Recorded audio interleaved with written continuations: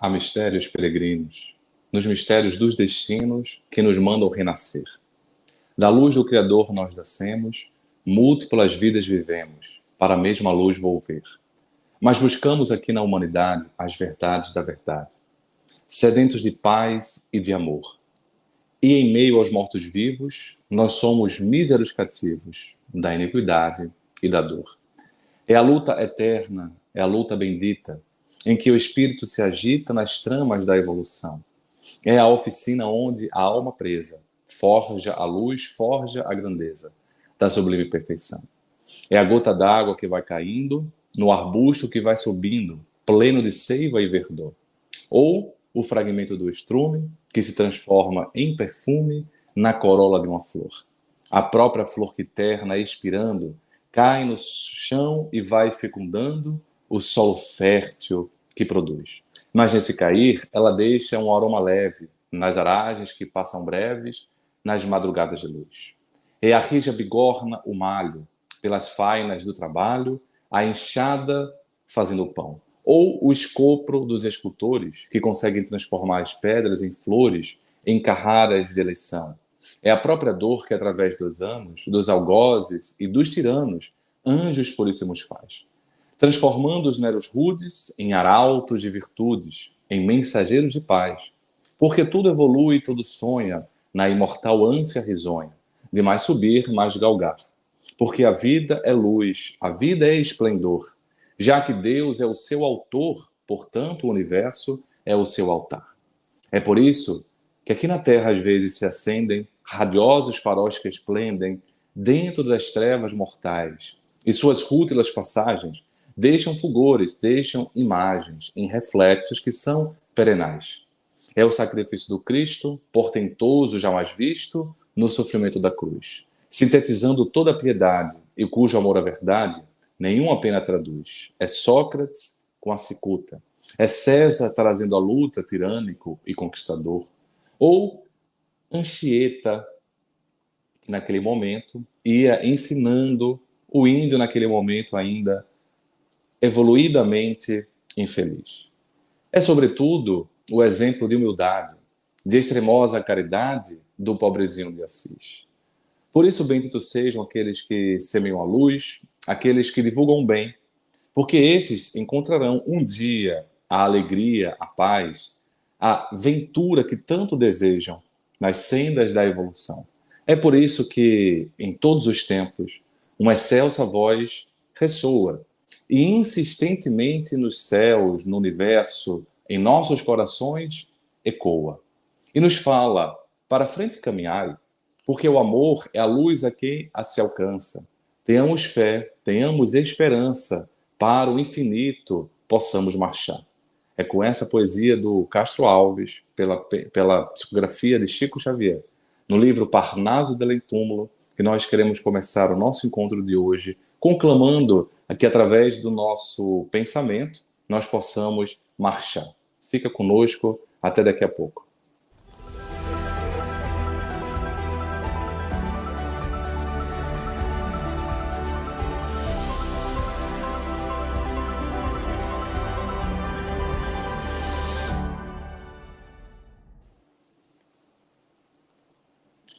Há mistérios que são peregrinos, nos coloca o poeta.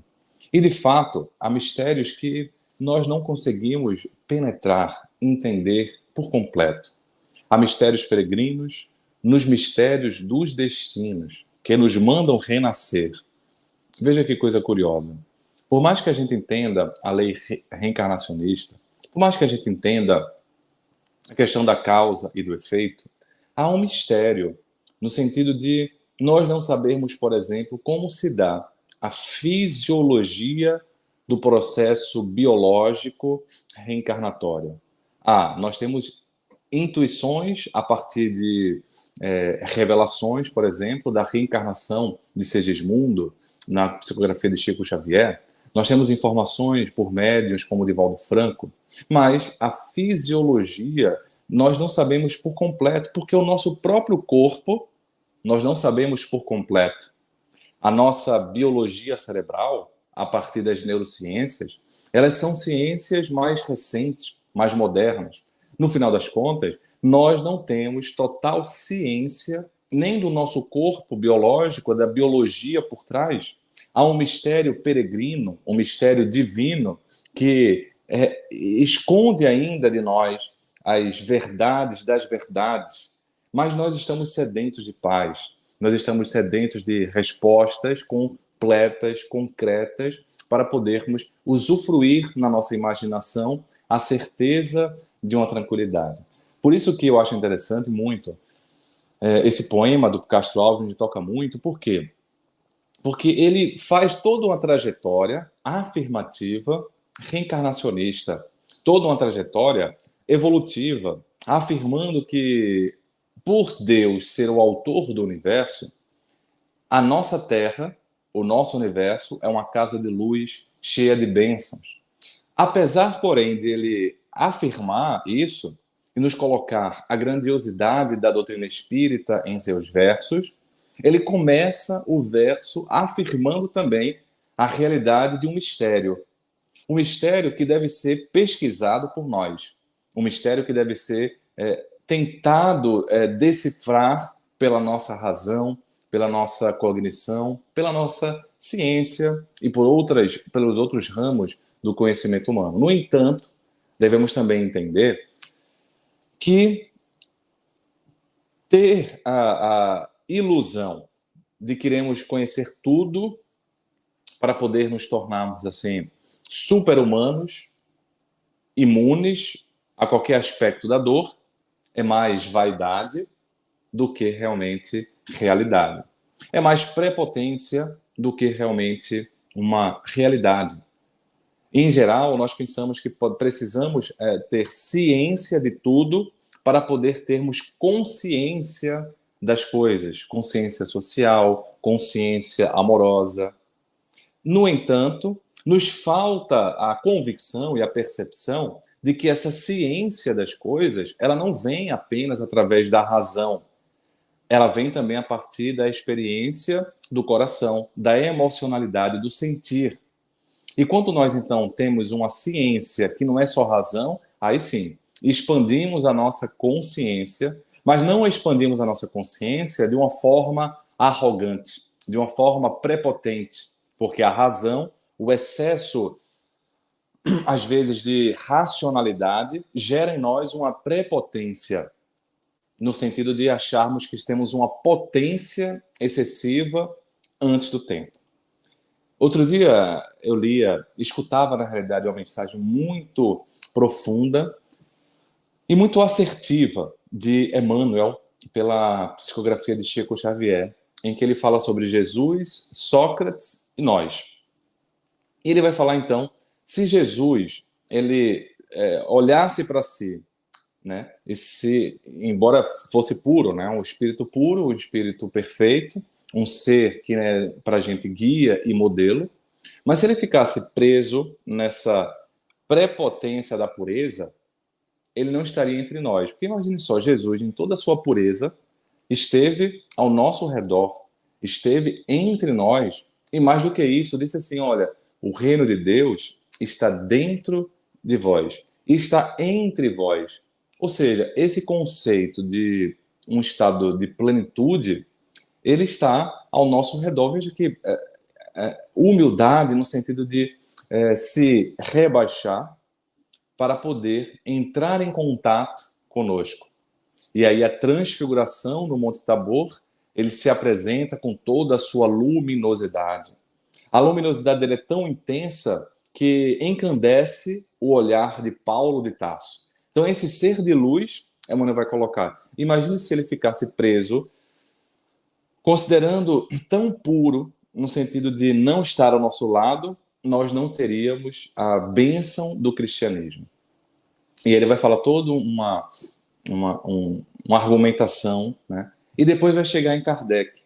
E me chamou muito a atenção um ponto que ele diz assim, se Kardec ficasse preso aos títulos, né, que a sua hierarquia intelectual merecia, né, e deixasse, por exemplo, tudo que ele estava trazendo apenas para os títulos acadêmicos, ou deixasse apenas para aqueles que têm uma cognição privilegiada, certamente nós não teríamos, né, a grandiosidade da codificação, porque ele ficaria, digamos assim, chateado por não ter tido, né, as honrarias da terra por causa da codificação espírita. Ao contrário, ele se doa, inclusive financeiramente falando, para a causa espírita. Doa o tempo, doa até a sua saúde, não é em troca dos títulos acadêmicos. Ao contrário, ele tem esses títulos acadêmicos, esse espaço acadêmico, até antes, né? Quando ele é o professor Rivail. E quando ele vai se transformando, né, na personalidade Allan Kardec, ou seja, ele vai abraçando ali essa tarefa, essa missão, você percebe que o foco acaba mudando naturalmente. Porque, às vezes, o excesso de intelectualização nos gera uma prepotência que deixa o nosso terreno muito infértil. Por isso que eu gosto de pensar nessa perspectiva, reafirmando a fala de Castro Alves, né? Há mistérios que são peregrinos. É uma fala humilde.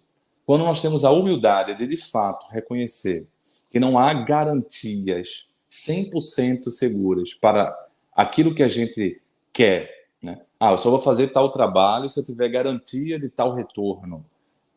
Não dá muito para fazer isso. E aí vem a Emmanuel para nos conclamar a nós, espíritas, né? Ele fala, é uma mensagem para os espíritas, os trabalhadores espíritas, né? Às vezes a gente quer, para fazer algum trabalho, ter garantias de segurança ou garantias de recompensa, né? E geralmente são recompensas que falam mais das honrarias e que não são bem, digamos assim, o alvo, né? Não é o alvo da nossa trajetória espírita, não é o alvo das nossas ambições espiritistas. Então é importante a gente pensar nisso, por quê? Porque, eventualmente, a gente entende que não vai estar com garantias de honrarias e títulos. A gente entende que não é o objetivo da doutrina espírita encher os nossos cofres com dinheiro. Não é o objetivo da doutrina espírita fazer, portanto, uma série de retornos desse tipo para a nossa vida. Mas, eventualmente, nós imaginamos, né, nessa troca, nessa negociação com o mundo espiritual interno, que a gente vai ter uma garantia de saúde nos moldes que a gente imagina. Eu vou me tornar espírita, eu vou me tornar uma pessoa que segue Deus, uma pessoa que tem fé, eu vou alimentar a minha fé para ter em troca uma garantia de saúde física, uma garantia de saúde mental. E, felizmente e infelizmente, há mistérios peregrinos nos mistérios dos nossos destinos que não nos colocam essas garantias tão, digamos assim, lineares e tão claras que a gente imagina. No entanto, a gente continua. E para isso a gente precisa pensar de uma perspectiva ampla. Eu queria então propor essa reflexão. Não há garantias. A minha proposta é: não há imunidade para a saúde mental. Há várias propostas, né, nas redes sociais, né, de você faça assim até fórmulas um tanto quanto mágicas para poder se construir saúde mental. Mas não, o problema não é construir saúde mental. O problema é que as fórmulas, às vezes, elas prometem uma garantia de saúde mental, né? E Emmanuel termina essa frase sobre Jesus, Kardec e nós, falando: se nós não tivermos, né? Se a gente se achar demasiadamente tímido para fazer as coisas, demasiadamente puro para fazer as coisas, ou demasiadamente ocupado para fazer as coisas, ou demasiadamente despreparado, ou demasiadamente magoado, ou seja, se a gente ficar demasiadamente em um polo, ele vai complementar a frase, fala assim: nós estaremos sendo inconsequentes, ou seja, estaremos não pensando na consequência espiritual como um todo, mas estamos pensando na consequência direta das garantias das trocas monetárias ou, digamos assim, de pensar que vamos ter uma saúde completa, perfeita. E aí ele vai dizer, estaremos abrindo brechas, né, a obsessões, e muitas vezes estaremos muito mais com o equilíbrio de fora, mas com a loucura de dentro. Ele termina a mensagem, Jesus, Kardec e nós, falando dessa tranquilidade externa, ou seja, aquela pessoa que não, eu não vou nem fazer o trabalho porque eu não quero eu quero ter uma garantia. A garantia, ela nos dá uma sensação de equilíbrio. Eu vou fazer isso para poder ter aquilo. Eu vou me alimentar de tal forma para poder ter tal resultado. Quando a gente fica muito preso às garantias, a gente, de certa forma, externamente está tranquilo, mas às vezes está um turbilhonamento que ele se classifica ali como uma loucura. Então, é importante a gente entender que quando nós estamos na trajetória, nós estamos entregues a Deus, quando nós estamos na trajetória do divino, quando estamos na trajetória decantada e cantada por Castro Alves na sua poesia, nós estamos numa trajetória sem uma garantia de acordo com o nosso pensamento ainda pequeno humano, porque a garantia é maior. É tão grandiosa que a gente não consegue conceber na sua completude qual é a garantia que os céus nos dá. Porque na nossa pequenez, na nossa imaturidade, a gente fica imaginando garantias do aqui e do agora, imaginando que se a gente fez tudo perfeitinho, tudo bonzinho nessa existência, a gente vai ter, digamos assim, um apagamento, né, de existências anteriores e, além disso, uma garantia de tranquilidade nos nossos dias. Mas as coisas mudam. Ah, Léo, então, o que é que traria uma maior saúde mental? Na minha perspectiva, a fé, ela é um dos pontos fundamentais para a gente poder pensar nesse todo, né? Nessa completude das garantias mais profundas que não vêm agora, mas que vêm em algum momento. E que vêm até agora, mas não da maneira que a gente imagina.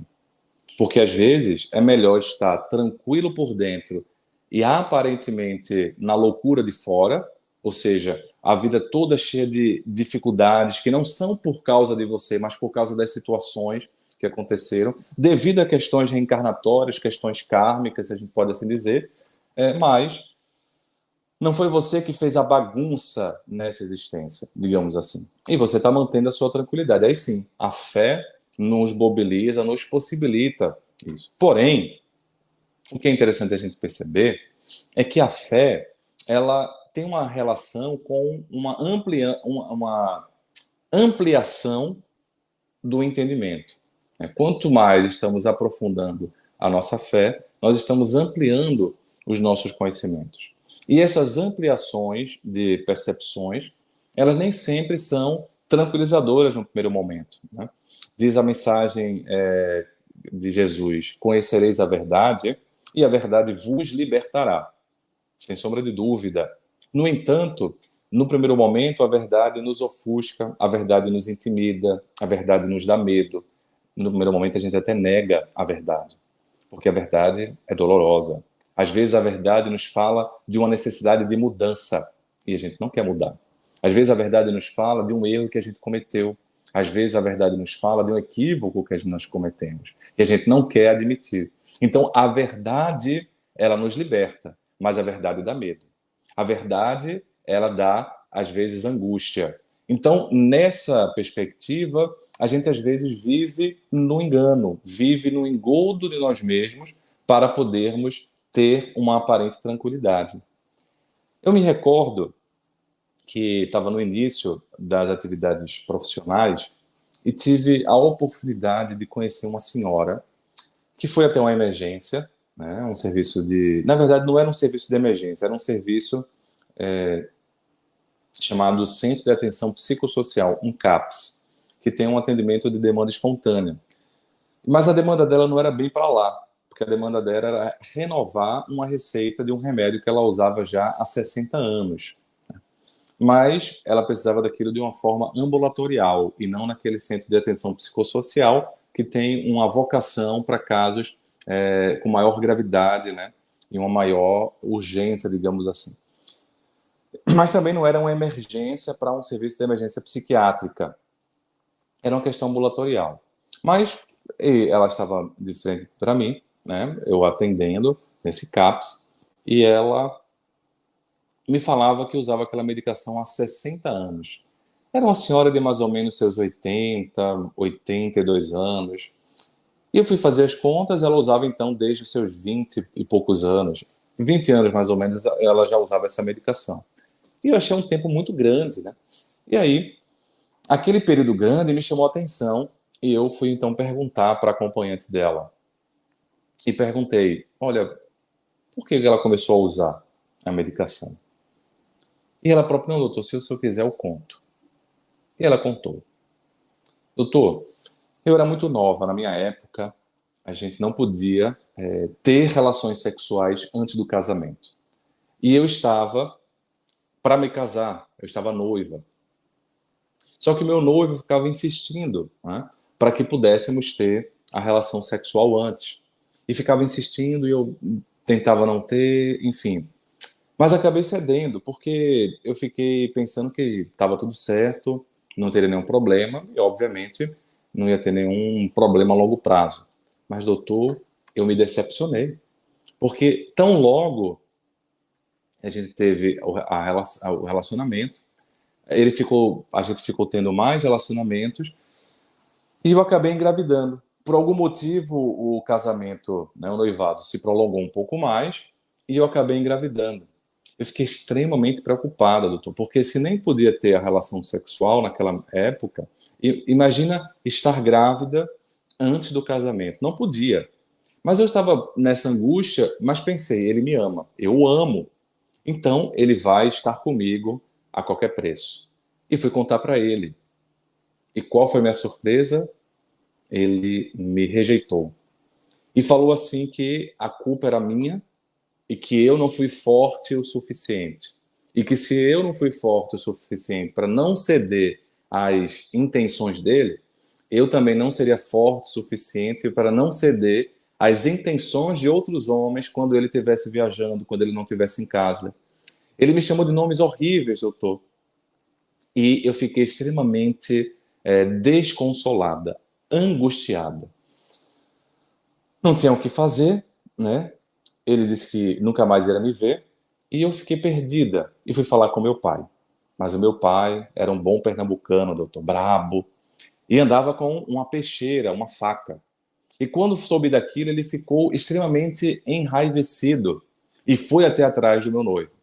Foi com um facão e foi matá-lo. E chegou então na surpresa, né? E falou para ele: ou você casa ou você morre. Meu futuro esposo, meu noivo, eu não sei mais o que ele era meu, doutor, ficou com tanto medo que eles começaram na minha frente a negociar. E ele falou assim: olha, doutor fulano, né, pro meu pai, eu entendo, né? Aí colocou as questões machistas, né, de dois homens ali daquela época, e no final das contas ele falou assim pro meu pai: olha, nem o senhor vai querer, porque mesmo que eu me case com a sua filha agora, vão descobrir que ela estava grávida, que a gente teve relações antes do casamento, tudo vai ficar feio para tua família, vai ficar feio para todo mundo, vai ficar feio para mim, vai ser um vexame. Então, o melhor para todo mundo é que a gente faça um aborto, né? Faça um abortamento. E aí eu fujo daqui, o senhor nunca mais me vê, nunca vai saber dessa, ninguém vai saber dessa história, eu prometo para o senhor que ninguém vai saber dessa história. E quando ela se casa depois, ela tem umas formas de digamos assim, enganar ou ludibriar para que as pessoas pensem que ela tinha uma virgindade na sexualidade. Eu olhei aquilo, doutor, e não consegui entender a dimensão.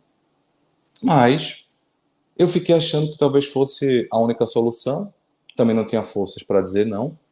Meu pai fez o acordo com ele. Nós fomos, então, para um local, fizemos o abortamento, mas no outro dia, doutor, logo depois, eu me vi louca. Eu me vi num quadro que eu nunca tive, de uma agitação muito grande. Me internaram em um hospital psiquiátrico. Eu fiquei lá internada há uns 2 meses e foi lá que eu tomei esse remédio pela primeira vez. E esse remédio me acalmou. Ele me curou. Eu saí do hospital, nunca mais fiquei internada, toquei a minha vida e fiquei usando essa medicação. Mas ela está acabando, eu preciso agora, senão vai ficar um desastre novamente. E aí eu perguntei para ela, como foi a sua vida? E ela então começou a chorar. E me falou assim, doutor, eu nunca consegui ser totalmente feliz. Eu sempre fiquei pensando onde estaria aquele meu bebê. Onde ele estaria? E fiquei esperando ele voltar. Eu me casei de novo, né? Na verdade, eu me casei. Fiquei grávida, tive filhos. Fui feliz relativamente. Meu marido morreu, eu sou viúva, meus filhos cresceram. E novamente eu comecei a pensar nessa criança que não veio. Onde é que ele estaria? Mas eu fiquei tão feliz, doutor, porque nos últimos tempos eu descobri que estou grávida. Aquilo me impactou, né? Porque era uma senhora de 82 anos, mais ou menos, 80, há 82 anos. Então eu fiquei tranquila porque eu estou grávida. E aquele bebê está voltando para minha barriga. Deus me deu a oportunidade de ele voltar. Quando ela falou isso, a amiga, então, que estava acompanhando, me falou, pois é, doutor, ela está com essa gravidez psicológica, a gente já fez vários exames e ela não consegue se convencer. E quando ela falou isso, a senhora estava ali falando para mim, veja aqui, doutor, ele está chutando a minha barriga. Eu estou sentindo chutes na minha barriga. 60 anos depois, né? 60 anos depois, a consciência dela ainda gritava a tristeza, a angústia, uma certa culpa que ficava guardada, que não era a única envolvida.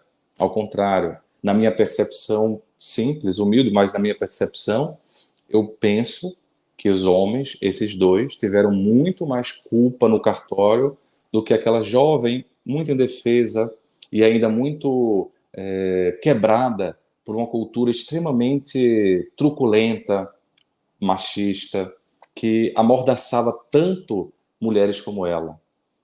No entanto, ela guardou essa consciência de culpa e 60 anos depois, apesar de construir uma vida, ela não conseguia se libertar, porque a consciência estava vinculada a essa experiência dolorosa. Uma outra mulher, bem mais jovem, começou a ter ajuda porque estava com crises de pânico, justamente na gravidez. Teve uma saúde mental até então, tudo bem, nunca precisou de ajuda psiquiátrica, mas quando estava na gravidez, teve crises de pânico e piorou muito a ansiedade, não chegou a entrar num quadro depressivo, mas um quadro de ansiedade. E um trabalho profundo, né, de ajuda espiritual na casa espírita, onde eu conheci, de ajudas com profissionais da área, ela foi percebendo que ela estava vivenciando justamente momentos parecidos da vida de anos atrás, em que ela estava agora revendo, porque no passado ela era uma mulher, como ela dizia para mim, uma mulher livre. E essa mulher livre não podia, digamos assim, manchar o currículo com uma gravidez. Não era o momento apropriado para aquela gravidez. Ela estava na universidade, com a carreira pela frente, e ela não queria aquela gravidez. Então, ela própria foi tranquila para um abortamento provocado e viveu anos muito bem, achando que deveria ser aquilo mesmo que ela tinha para fazer. Mas a vida foi dando voltas. A vida foi dando voltas e ela conheceu a doutrina espírita. conhecendo a doutrina espírita, ela teve ciência de outras realidades, e essa ciência de outras realidades fez com que a consciência dela entrasse num choque entre uma nova realidade, ou seja, uma nova verdade que ela estava aprendendo com a fé, e uma consciência anterior que vinha uma outra realidade. E esse choque paralisou ela, né, num transtorno de pânico que ela pôde trabalhar, não ficou a culpa não ficou enraizada nela, ela conseguiu se perdoar, ela conseguiu se acolher, mas veja que ela falava assim, poxa, eu já me lembrava desse fato, né? Quando eu entrei, obviamente, que mudei a visão, que entrei na doutrina espírita, eu me lembrei do fato. Eu pensava que tinha me perdoado, inclusive. Eu pensava que tinha superado essa situação, porque tinha entendido que foi um momento anterior da minha percepção diferente, enfim. Mas que coisa curiosa, ela me disse. Porque quando eu estou no momento biologicamente mudado, né, os hormônios modificados, um momento da minha vida muito parecido com os dilemas daquela época, veio então digamos, esse bug cerebral, e aí eu tive esse adoecimento. Eu não estava conscientemente buscando o fato veio nos arquivos da minha memória, e até relembrá-lo e poder falar sobre ele me ajudou a, mais uma vez, entrar no caminho profundo de perdão. Um outro casal muito católico, sempre tiveram contato com o catolicismo, mas naquela juventude eles eram mais assim de nome do que de prática. E muito jovem, ela tinha acabado de perder, fazia pouco tempo, a mãe, né? A mãe tinha falecido, perder entre aspas, a mãe tinha falecido, e estavam ali bastante. Ele tinha muitos irmãos, enfim. Eles eram muito jovens, sem muitas orientações, e estavam para casar, se casaram, casados até hoje, ficaram muito tempo, né? Muito tempo bem, uma vida muito bem construída. Tem uma filha, mas no nascimento da neta, a única neta que tem, aquela presença do bebê, da criança, trouxe na memória, especialmente dele, não dela, trouxe na memória dele um fato do passado, e eu os conheço há 10, 12 anos, né, porque posso ajudá-los e estou contando também com permissão. E eles, então, pela primeira vez, vieram quase se confessar. E falando assim, doutor, eu tenho uma coisa para confessar. E aí chorava, ele, sobretudo, um quadro depressivo, né, que começou com um quadro depressivo, mas um diagnóstico de transtorno bipolar, que se apresentou depois com fase de euforia, tudo, chorando muito, com muita angústia. E então contaram que quando eram jovens, estavam para casar, acabaram tendo essa gravidez antes do casamento, e eles também optaram, né, os dois juntos, nesse caso foi uma decisão compartilhada, para interromper a gravidez, porque não era o momento mais apropriado, segundo a visão deles.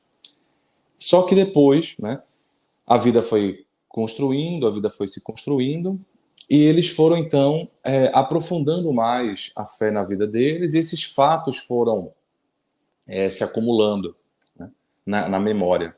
E ele se culpava, assim, era para eu ter defendido, né, para ter a vida construída, a presença da neta, a presença da vida, nos levando a uma reflexão sobre como as mortes aparecem em nossas existências e como, às vezes, nós temos diversas atitudes que nos arrependemos, não sabemos lidar muito bem, e, às vezes, a ciência que expande a nossa consciência, na medida que eles foram se aprofundando na fé deles, no catolicismo, eles, então, começaram a sentir uma culpa, especialmente ele, porque ela falou, doutor, eu já passei por essa fase, mas eu entendi a minha situação, eu já me perdoei, né, já me falei com o padre, eles falaram com o padre conversou de uma forma muito madura, muito acolhedora para esse casal, né, casal já de senhores, relembrando um fato de 30, 40 anos atrás, mais ou menos, com essa outra perspectiva, por quê? A expansão da consciência a partir da ciência que a fé nos traz, que não é uma coisa racional só, mas uma coisa de emoção, uma coisa de experiência, às vezes faz com que nós entremos em conflitos éticos conosco. Nós entremos em conflitos porque é uma outra realidade que se desdobra. Qualquer que seja o caminho que a nossa fé se ancora, espírita, católica, evangélica, budista, do candomblé, da umbanda, qualquer que seja a âncora que essa fé vai ter, ela vai trazer uma outra realidade que anteriormente, ou porque a gente não tinha, ou era uma fé muito domingueira, uma fé muito en passant, não aprofundada, a gente não conseguia perceber. Então, esse momento de conversão mais profundo nos faz também uma transformação com essa nova ciência, essa outra realidade que a vida nos impõe, e isso vai entrando em conflito, né? Um conflito que a gente pode chamar um conflito ético-moral conosco. Muitas vezes, o líder religioso até já absolveu, como nesse caso, né? Um líder religioso absolvendo eles fizeram toda a ritualística, enfim, mas a verdade, às vezes, não gera uma tranquilidade. Então, não é bem a fé que traz a verdade que vai trazer a imunidade para a nossa saúde mental. Às vezes, a fé dá uma reviravolta em nossa vida, porque é uma revolução que a gente vai propor. Se queres me seguir, disse Jesus para aquele jovem, entrega tudo o que você tem e me segue. Entrega tudo o que você tem e me segue. Não dá para a gente ficar com tudo ao mesmo tempo. Crescer é saber abrir mão. Não dá para a gente ficar querendo servir a Deus e a Mamon ao mesmo tempo. Não tem como. Chega um momento em que a gente precisa escolher de fato. E escolher é abrir mão de algo. Não dá para ficar com várias verdades ao mesmo tempo. A gente precisa entender qual é a realidade última. E aí, às vezes, a gente abdica da fé porque a gente não consegue abrir mão de algumas contemplações parciais. E aí, a gente abre mão da nossa fé, porque, afinal, ela nos, pensamos nós, né, de forma matura, ela nos prejudicou. Olha, não está sendo um bom negócio nesse mercado divino, né, nesse mercado que a gente faz com as coisas de Deus, não está sendo um bom negócio, porque essa realidade está me impondo, né, uma mudança. E essa realidade está me impondo algumas restrições na minha liberdade, algumas restrições na minha vida, está me impondo algumas restrições, porque está me colocando uma responsabilidade junto. E aí a gente abandona. Só que esse abandono faz também com que a gente fique se sentindo perdido. A fé, quando está ausente, dá essa sensação de desamparo. Uma das outras funções da fé é dar a sensação de amparo. E em algum momento a gente faz o caminho do filho pródigo, que abandona a casa porque estava com raiva, estava querendo crescer, estava querendo fazer outras realidades, e depois volta para o amparo da casa. Nós também temos em algum momento esse retorno, né? Como filho pródigo, nós voltamos ao amparo de uma perspectiva que nos foi apresentada, não foi pelo pai, só pela mãe, é uma perspectiva que nos foi apresentada pela própria realidade do universo. Há mistérios peregrinos nos mistérios dos destinos que nos mandam renascer. Da luz do Criador nós nascemos. A gente não sabe como, mas da luz do Criador nós nascemos. Então, a realidade espiritual, nessa perspectiva espiritista, é que eu me dirijo para as pessoas que têm uma visão espiritista, espiritualista da vida, essa realidade espiritual não foi nos imposta pela cultura, por papai, por mamãe, não foi nos imposta pelas convenções sociais. Isso são as religiões, mas que às vezes ancoram a nossa fé, mas às vezes também desencorajam a nossa fé pelos equívocos que fazem.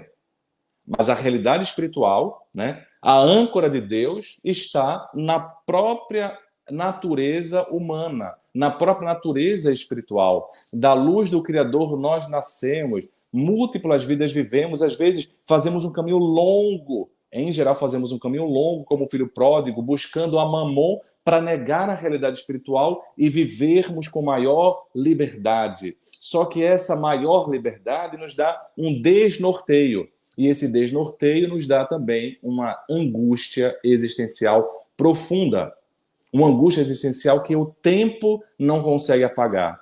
Pode passar 60 anos, pode passar uma vida inteira, a gente vai viver uma vida inteira, outras existências, mas vai estar lá aquela angústia do desnorteio daquele momento, daquela existência. E o desnorteio de uma existência vai trazer consequências para outras. O desnorteio de alguns anos vai trazer consequências para outros momentos. O desnorteio de algumas semanas vai trazer consequências, porque a gente vai agir conforme esse desnorteio. E agindo conforme esse desnorteio, a gente vai trazer consequências. É um fato da vida.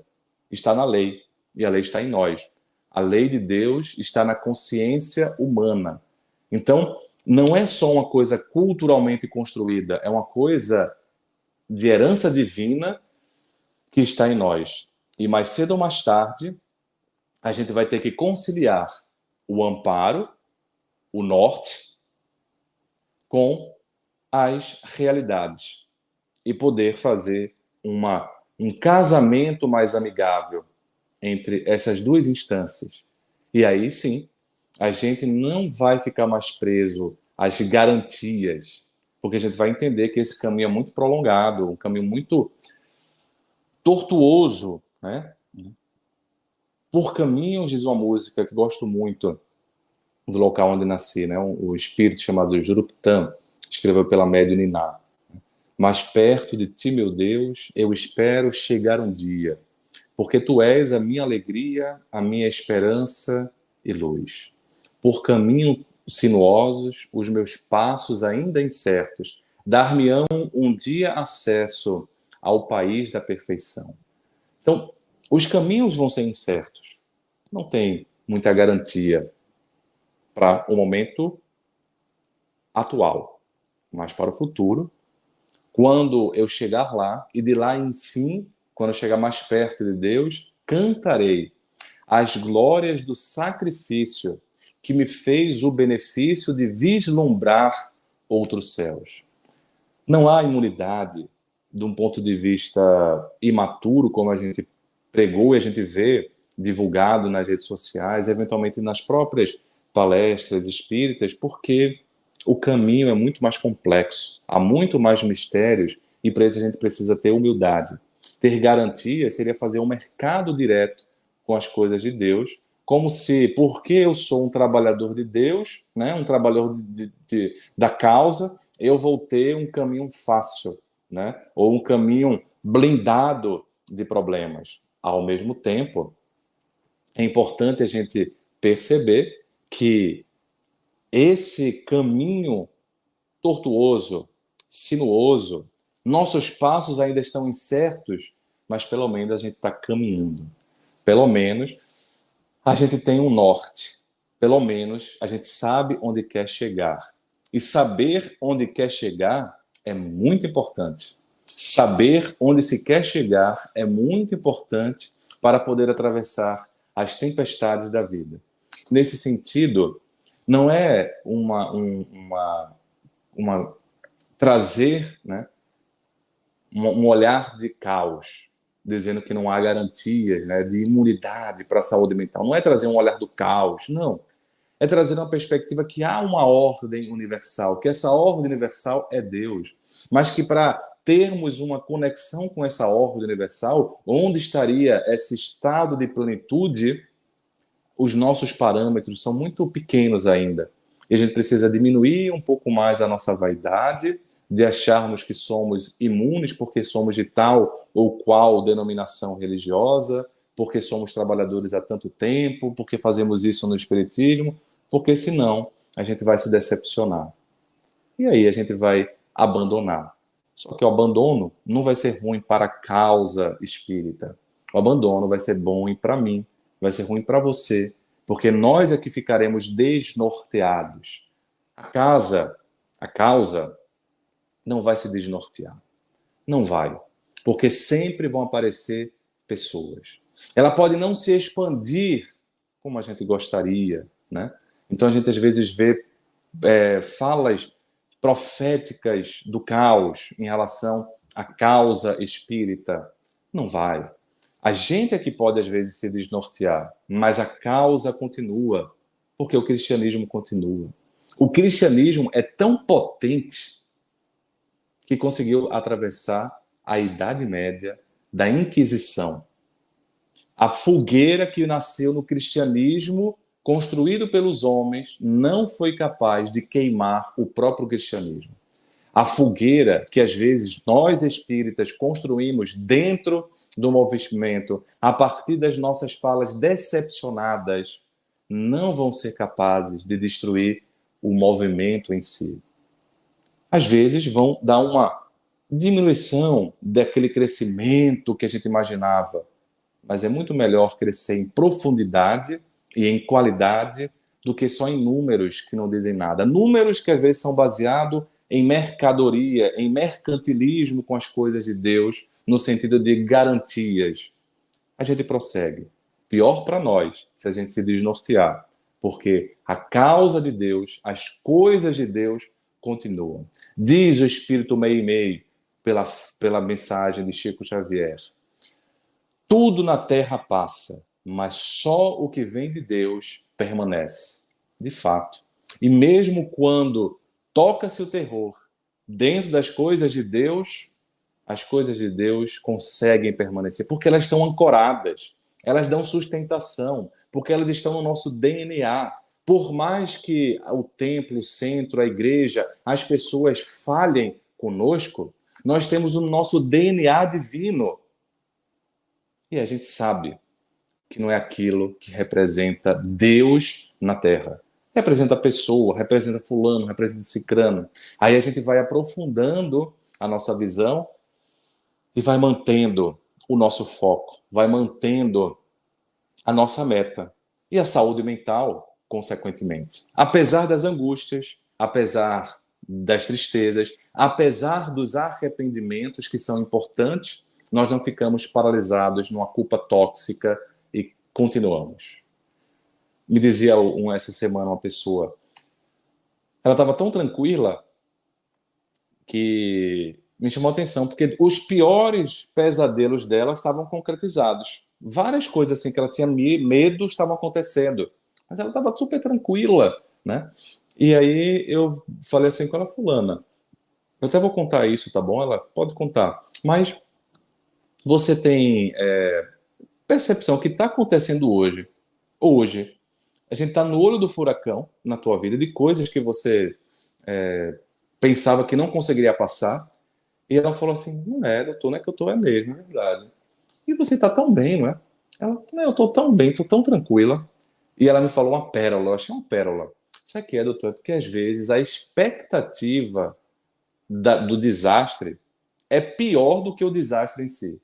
Porque às vezes, doutor, o desastre acontece e a gente tem assim ânimo para poder fazer as coisas que a gente tinha que fazer e não fazia antes por medo. Agora eu estou no meio de várias decisões, ela listou as várias decisões da vida que ela queria fazer, mas ficava com medo. Então, as expectativas de desastres muitas vezes paralisam e são instrumentos das trevas para a gente não fazer nada com medo do desastre que vai acontecer. Quando acontecer o desastre, a gente vai perceber que não é tão catastrófico assim e a gente tem condições para seguir. As profecias apocalípticas, do ponto de vista profundo, no sentido mais dramático e drástico, elas têm um tempo, né, de acontecer. Voltando só para a gente encerrar, porque mesmo que o desastre aparente aconteça, às vezes é menos, entre aspas, tá? Num português, né? É menos mal, né? É menos desastroso do que a gente imaginava. Então permanecemos tranquilos, permaneçamos com tranquilidade que a fé pode nos dar. É o máximo de imunidade espiritual que a gente pode conseguir, imunidade emocional que a gente pode conseguir, né? Turbilhonados, mas confiantes. Angustiados, mas continuando, ansiosos, mas não paralisados. E a gente vai percebendo isso que essa pessoa disse. Doutor, às vezes a expectativa do desastre é muito pior. Porque quando acontece, a gente vê que nem foi tanto assim, a gente vê uma força maior do que a gente imaginava. Ela tem fé. Ela é uma pessoa de muita fé. E certamente, com certeza, eu até falava isso, como está sendo importante a tua fé agora, né? Com certeza, porque a fé transcende. A fé não traz a imunidade que a gente queria, mas a fé traz uma tranquilidade diferente, que é muito importante para poder passar por esses momentos tormentosos e tão tumultuados. Nesse sentido, louvo Castro Alves ao dizer que há mistérios peregrinos nos mistérios dos destinos que nos fazem renascer. Louvo, sobretudo, porque ele nos lembra que da luz do Criador nós nascemos, múltiplas vidas vivemos, para a mesma luz volver. Que a gente tenha essa convicção e fiquemos em paz hoje e sempre. Muita paz para você.